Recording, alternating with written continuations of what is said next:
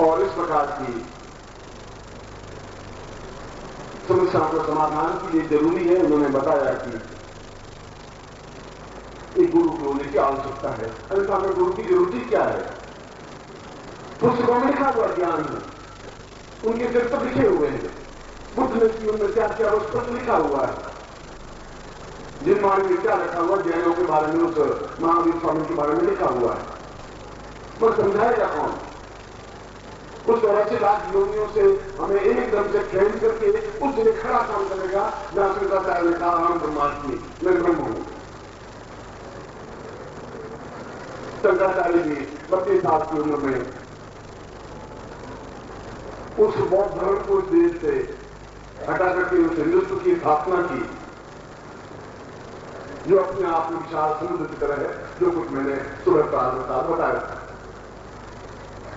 मगर यह सब कितने समय तक चलेगा? कौन सी स्थिति होगी जहां उन समस्त योनियों भटकने से, जीवन के दुष्कर्मों से और प्रारंभ पिछले जीवन के कर्मों से हम मुक्ति पा सकेंगे? कौन बताएगा? और नहीं बता सकते, खोजियां नहीं बता सकती, उसके लिए कोई तंत्र भी नहीं बता सकता, कोई मंत्र भी नहीं बता सकता। कीर्तन तो अपने आप में मन को रमाने की क्रिया है, मन को अपने आप को भूल जाने की क्रिया है। कीर्तन जहां तन हो ही नहीं, जहां शरीर का होश नहीं रहे, मनुष्य के आगे क्या है? फिर कीर्तन के बाद में क्या स्थिति है? जब हमने होश बुला दिया, अपने शरीर को भूल गए, हम अब दूर बन गए, योगी बन गए, सन्यासी बन गए, कपड़े भी नहीं पहने, भोजन की चिंता नहीं की। मगर ये जीवन का अंतिम लक्ष्य तो नहीं है। जीवन का अंतिम लक्ष्य जहां हम आज खड़े हैं, उस भौतिकता में और आध्यात्मिकता में समन्वय हो, एक जुड़ाव हो। हम भौतिकता को छोड़ नहीं सकते, मैं छोड़ने की सलाह भी नहीं देता हूं। मैं आपको पूरा सन्यासी नहीं बनाना चाहता हूं, मैं आपको ऐसा नहीं बनाना चाहता हूं 24 घंटे आप कीर्तन करें। मैं आपको ये भी नहीं कहता हूं कि आप वनवास चले जाएं जैसे राम चले गए। पवन के जीवन का एक आदर्श था, एक लक्ष्य था। उन्होंने अपने समय में बिल्कुल ठीक काम किया, एक आदर्श कायम किया, एक प्रतिव्रत रहे। जहां राजाओं की उस परंपरा थी कि प्रत्येक राजा के पास जितनी ज्यादा रानियां हैं उतनी ज्यादा महान है। दशरथ के भी 300 रानियां थी, केवल 300 रानियां थी। ऐसे पिता के पुत्र में भी ये कहा कि नहीं, एक प्रतिव्रत ही जीवन की पूर्णता है, श्रेष्ठता है। एक आदर्श कायम किया हमारे जीवन में, जो कि हमारे जीवन में लक्ष्य बना, एक विश्वास कायम किया। और इसीलिए उन गुरुओं ने, उन महापुरुषों ने, उन योगियों ने एक बात फिर कही कि हर बार एक गुरु जन्म लेता है जो अंधेरे में रोशनी बता सकता है, जहां चारों तरफ भटा तो बंद था आपको। आज जो मेरे सामने समस्या आई, इस समस्या का समाधान कौन सी पोथी बताएगा, कौन सी रामायण बताएगा, कौन सा महाभारत बताएगा? समस्या तो आज मेरे जीवन की है। मैंने मंत्र जाप शुरू कर दिया, अब आगे क्या करूं, आगे क्या करूं, इसको कौन बताएगा? और नानक यही कह रहे हैं कि इसके आगे के लिए फिर गुरु की जरूरत है, जो जीवित गुरु हो, जो जागृत हो, जो चैतन्य गुरु हो, जो चेतना युक्त हो, जो चेतना ले सके और चेतना दे सके। बहुत ठीक होने का तुलसीदास भक्त थे, उन भक्ति का संदेश दिया। सूर्य भक्त थे जिसे कृष्ण का संदेश दिया। नानक पहले भक्ति थे जिन्होंने प्रैक्टिकल ज्ञान दिया। उन्होंने ये बताया कि जीवन का क्षेत्र अपने आप में गुरुमय हो जाने की क्रिया है। हमारे उन योनियों से छुटकारा पाने की क्रिया है, उन 84 लाख योनियों को एक जीवन में समेटने की क्रिया है। और यदि ऐसा नहीं होगा तो फिर जीवन और हम जन्म लेंगे, इसके बाद भी जन्म लेंगे, और जन्म लेते रहेंगे, फिर लड़ते रहेंगे, फिर संघर्ष करते रहेंगे, फिर गोलियों का शिकार होते रहेंगे, फिर घर में दरिद्रता, दीनता, दुख और वैभव देखते रहेंगे, फिर मर जाएंगे। गुरु पूर्णिमा कि उस श्लोक से मैं वापस अपनी बात को प्रारंभ कर रहा हूं कि उस श्लोक की इतनी महत्ता क्यों है। क्या जीव में गुरु को प्राप्त कर लेना ही सब कुछ है? आप गुरु को प्राप्त कर भी नहीं सकते। आप अगर इतनी योग्यता होती तो फिर गुरु की जरूरत होती ही नहीं। आप इतनी ऊंचाई पर होते तो फिर गुरु को आपको ढूंढने की जरूरत ही नहीं। गुरु स्वयं आपको ढूंढ लेगा जाकर के आप कहां पर बैठे हुए हैं। ये गुरु की ड्यूटी है।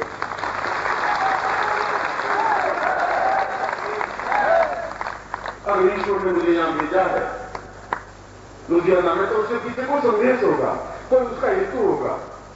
चाहे वहां कोई शिष्य मेरे छिपे हुए हो जो अभी तक मुझसे जुड़ नहीं पाए हो, चाहे कोई नदी नाला पास में बह रहा हो जो गंगा से नहीं जुड़ा हो, बहता जा रहा। कोई स्थिति ऐसी तो है, गंगा तो सबको अपने आप में समेटती हुई चलती रहती है। और इसीलिए एक भ्रम आज के लोगों ने, गुरुओं ने, पंडितों ने, पोंगापंथियों ने, डोंगियों ने यह भ्रम फैला दिया कि अब दीक्षा ले ली है तो फिर दीक्षा हम नहीं ले सकते। यदि किसी को गुरु को धारण कर दिया है तो फिर हम गुरु धारण नहीं कर सकते। ऐसा तो किसी भी ग्रंथ में नहीं लिखा है, ऐसा तो किसी पुराण में नहीं लिखा है, ऐसा तो किसी उपनिषद में नहीं लिखा है, ऐसा तो किसी वेद में भी नहीं लिखा है। जहां वेदों की रचना हुई उन वेदों में भी उन ऋषियों ने स्वयं ऋग्वेद के प्रारंभ में कहा कि मनोरे जातः पूर्वो शताम सह सीयते पराम चह कृते त्वम सह। और यजुर्वेद ने कहा तस्मै मनः शिव संकल्पमस्तु। और पुराणों में भी ये कहा कि यह आवश्यक नहीं है, क्योंकि हमें तब तक उस मार्गदर्शक की जरूरत है। मन तो भटकता रहेगा, तस्मै मनः, मन तो फिर भटकेगा कि मैं फिर ग्रस्त में जाऊं, फिर धन कमाऊं, फिर लूट करूं, लालच करूं, झूठ बोलूं, सब करूं। फिर आएगा कि ये सब कुछ बेकार है, मैं सन्यासी बन जाऊं, योगी बन जाऊं। संकल्प शक्ति नहीं आ सकती, और संकल्प शक्ति तब तक नहीं आ सकती जब तक आपके हृदय में गुरु स्थापित नहीं हो सकता। आपके अंदर गुरु स्थापित करने की क्रिया नहीं सफल हो सकती। तो कानों के माध्यम से हृदय में गुरु स्थापित नहीं हो सकते, तो प्रवचनों के माध्यम से गुरु हृदय में स्थापित नहीं हो सकते।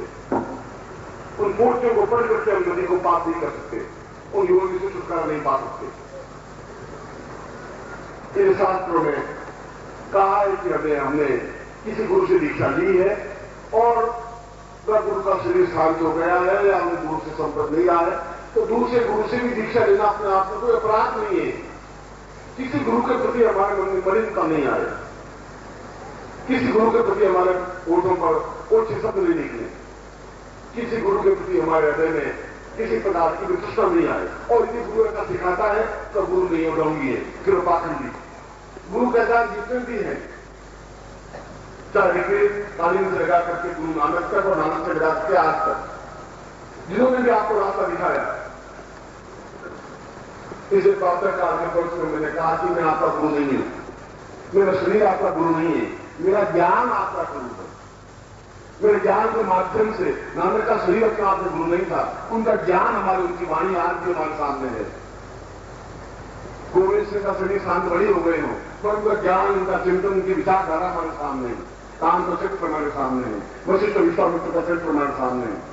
वे भी हमारे गुरु ही रहे, हमारे पूर्वज रहे, उनका खून भी हमारे दुनिया में बह ही रहा है। इस दीक्षा को दर्पण मानते तो रहिए, उस मन में बार बार झूठ छल कपट का जो एक आवरण धूल जम जाएगी, उसको बार बार पहुंचना है। और मन के दर्पण को पहुंचेगा कौन? हमारे पास तो कोई चिंता ही नहीं, हमारे पास तो कोई चेतना नहीं है, हमारे पास तो ऐसा रुमाल नहीं है कि हम शरीर को तो पहुंच सकते हैं, मन को कैसे पहुंचेंगे? मन को तब पहुंच पाएंगे जब मन के उस स्थान पर गुरु को स्थापन कर पाएंगे, उस जगह जहां गोपनीय है। जो अपने आप में महत्वपूर्ण है। जहां बुद्ध ये कहते थे समाप्त हो गए या प्रदीपो भव, तो अपना रास्ता को ढूंढो। तो शंकराचार्य को कहना पड़ा कि अप्रदीपो भव तो सही है, तो बुद्ध और शंकराचार्य दोनों एक ही समय के थे, एक ही युग में पैदा हुए, एक ही समय में पैदा हुए, एक ही साथ साथ उनकी विचारधारा चली। उन्होंने कहा कि केवल इस शब्द से काम नहीं चलेगा, और उन्होंने अपना विचार दिया कि अहम ब्रह्मास्मि, मैं स्वयं ब्रह्म हूं, मेरे अंदर पूरा ब्रह्मांड निहित है, मेरे अंदर गुरु भी है। उस अंदर के ब्रह्मांड को जब अर्जुन व्याकुल हो गया, मोहग्रस्त हो गया, बार बार कृष्ण को समझा रहे थे कि तू पागल हो रहा है, युद्ध कर, खड़ा हो, कायरता से बैठ मत, विजय मिलेगी और तुम्हें जरूर विजय मिलेगी, क्योंकि मैं तुम्हारे साथ में हूं, मैं तुम्हारा सारथी हूं, तुम्हारे जीवन का सारथी हूं, तुम्हारे जीवन को चला रहा हूं, गतिशील कर रहा हूं, तुम्हें घबराने की जरूरत नहीं है।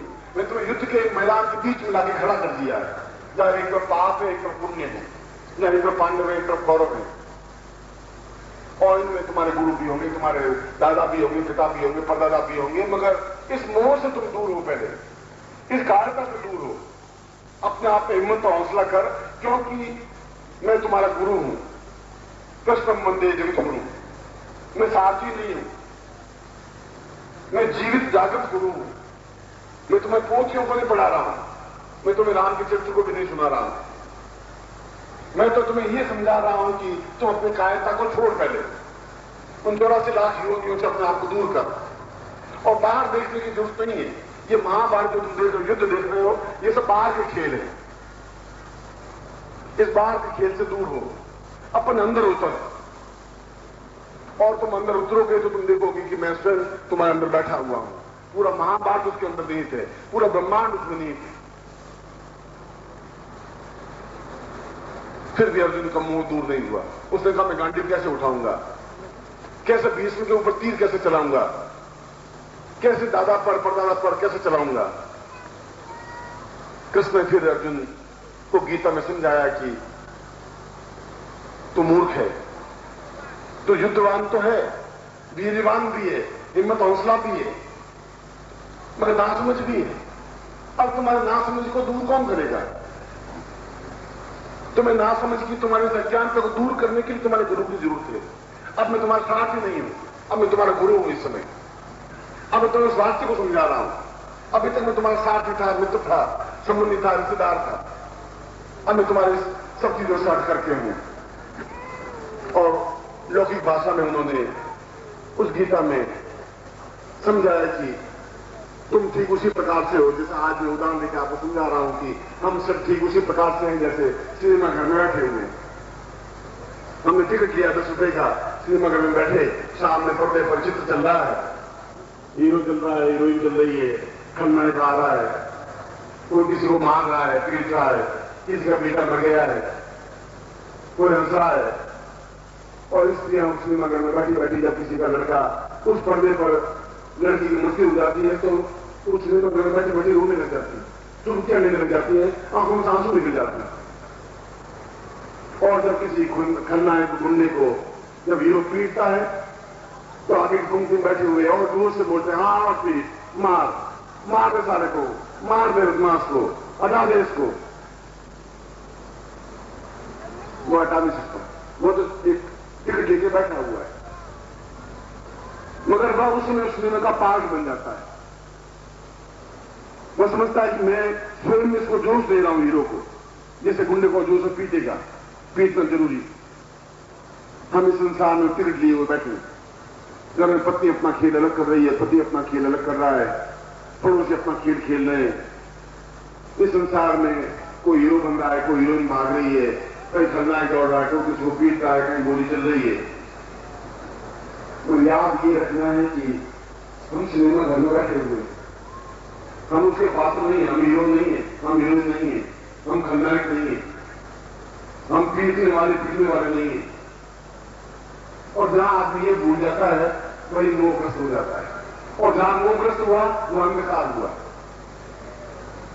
और जब अंधकार पैदा हो गया तो फिर उस अंधकार को दूर कौन करेगा? अंधकार दूर नहीं होगा तो फिर ये 84 लाख जीवन में फिर भटकना पड़ेगा हमें। तो प्रश्न वहीं पर आकर फिर खड़ा कर रहे हैं कि बाजार से जीना नहीं था बिहार नवानी का नाम से पुरानी, तुम शरीर का मुंह करो, ये तो सब कुछ मरे हुए हैं। ये तो आज 10 साल बाद मरेंगे, 20 साल बाद मरेंगे, ये तो मरेंगे। तो मरे हुए को मारने अपने आप में कोई दोष नहीं है। तुम्हारे मन को तुम्हें मारना पड़ेगा। तुम्हारे मन में जो कायरता है उसको दूर करनी पड़ेगी। उस श्लोक में भी ये समझाया उस मन की कायरता को, उस मन की बुजदिली को दूर करने के लिए फिर एक गुरु की जरूरत पड़ेगी। फिर एक बात चिंतन करना पड़ेगा कि इस मन की मलिनता को, इस मन की दुष्टता को, इस मन की न्यूनता को कैसे दूर करें, मन पवित्र कैसे होगा। और तब श्री कृष्ण अपना स्वयं सीना खोल करके उस अर्जुन को दिखाते ब्रह्मांड रूप देख, तू देख, तू खुद खड़ा है इसमें, तू देख के रथ खड़ा है, तू खुद देख ले मैं खुद सारथी के रूप में खड़ा हूं, तो अपनी आंखों से देख ले, तो खुद देख ले कि यहां पर भीष्म खड़े हैं, द्रोणाचार्य खड़े हैं, कौरव खड़े हैं, ये सेना खड़ी है, पूरी पांडव सेना खड़ी है। तू बाहर कहां झांक रहा है, कहां देख रहा है, तू मेरे अंदर देख ले। कृष्ण पहली बार गुरु का सही रूप चित्रित किया। क्यों गुरु का रूप चित्रित किया? क्योंकि वो जीवित थे, जागृत थे, चैतन्य थे, उस समय जरूरत थी।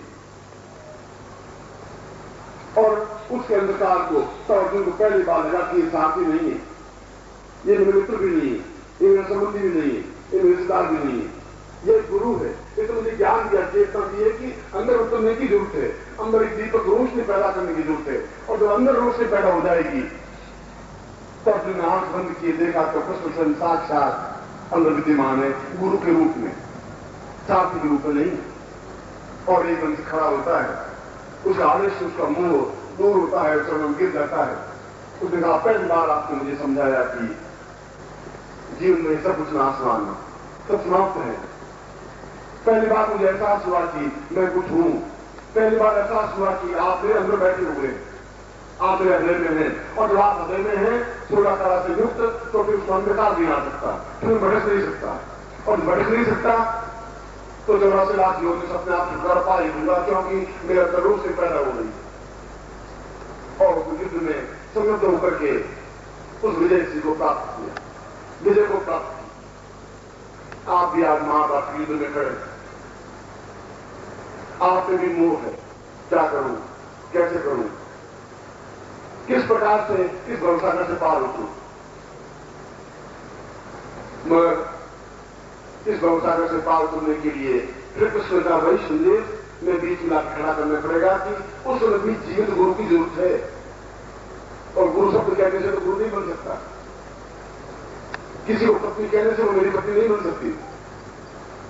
पत्नी बनने के लिए तो मुझे 4 फेरे खाने पड़ेंगे, उसके साथ जीवन का साथ जोड़ना पड़ेगा, जुड़ना पड़ेगा अपने आप में, एक आकार होना पड़ेगा, अब नारीश्वर रूप बनना पड़ेगा, जहां आधा शरीर मेरा है, आधा शरीर उसका है। भगवान शिव को नारीश्वर कहा, कृष्ण के साथ राधा को जोड़ना पड़ा है, भगवान शिव के साथ पार्वती को जोड़ना पड़ा है, जुड़े हैं।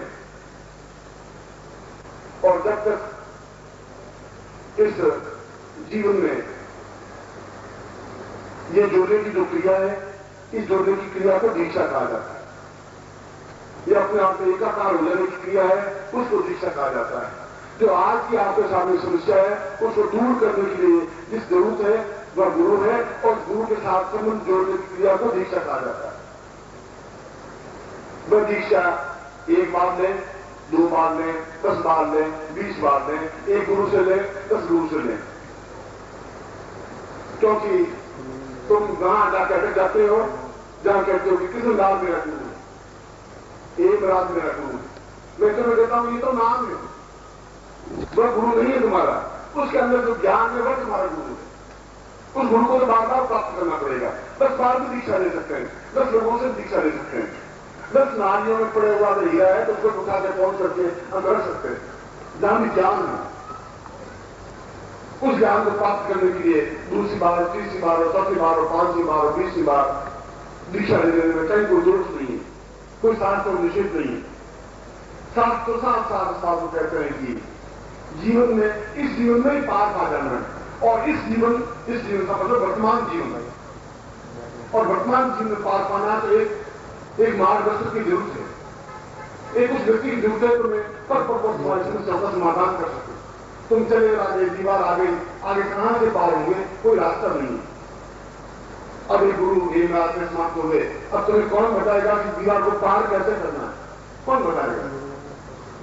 इसलिए उस नानक की वाणी मुझे वापस याद आ रही है, क्योंकि जीवित जागृत गुरु के पास में होना जरूरी, जो तुम्हें बता सके, जिसमें ज्ञान हो, जिसमें चेतना हो, जिसको वेदों का अध्ययन किया हो, जिसने पुराणों का अध्ययन किया हो, तुम्हारे साथ उस भवसागर के बीच में खड़ा हो, तुम्हारे साथ खड़ा रहे। पार खड़ा तैरना नहीं सीखा है तुमने, उसको तैरना सीख नहीं सकते, भवसागर से पार नहीं पा सकते, और भवसागर से पार पाना जरूरी है।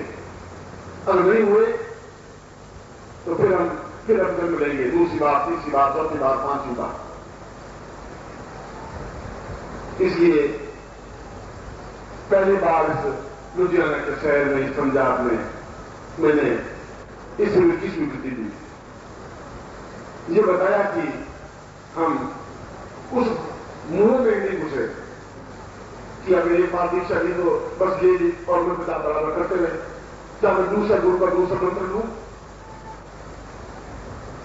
अगर दूसरा गुरु दूसरा मंत्र दे रहा है, उस मंत्र को भी हम जाप करना पड़ेगा। ये मेरा कुर्ता फट जाएगा, बिल्कुल जी हो जाएगा, तो फिर कुर्ते से मुंह करने की जरूरत नहीं है, इस कुर्ते को दूसरी रख देंगे और उसके साथ पर फिर दूसरा मंत्र, दूसरा कपड़ा पहन सकते हैं, दूसरा कुर्ता पहन सकते हैं, फिर तीसरा कुर्ता पहन सकते। तुम्हारे जीवन में तो 50 कुर्ते बदले होंगे, तुम तो नहीं बदले। जहां पर भी न्यूनता आएगी, जहां रास्ता बताने वाला होगा, उस व्यक्ति से हम 1 बार 2 बार 4 बार दीक्षा लें। मगर हमारे साथ ऐसा व्यक्ति होना चाहिए जैसा कृष्ण हो, जो खुद युद्ध में अर्जुन के साथ में खड़ा रहा, तो द्वारिका में खड़ा होकर के अर्जुन को लड़, वैसा हो सकता था। तो मंत्र दे रहा हूं तो युद्ध का गाड़ी उठा तो तीर कर, कृष्ण का नहीं, ऐसा मैं गुरु नहीं बन सकता। मैं तुम्हारे साथ खड़ा रहूंगा, युद्ध में भी, शांति में भी, प्रेम में भी, तुम्हारे अंधकार को दूर करूंगा ही करूंगा। तीरों की बौछार होगी, मैं खुद झेलूंगा तुम्हारे साथ में, मैं तुम्हें विजय दिला करके रहूंगा। ये मेरे जीवन का प्रण है।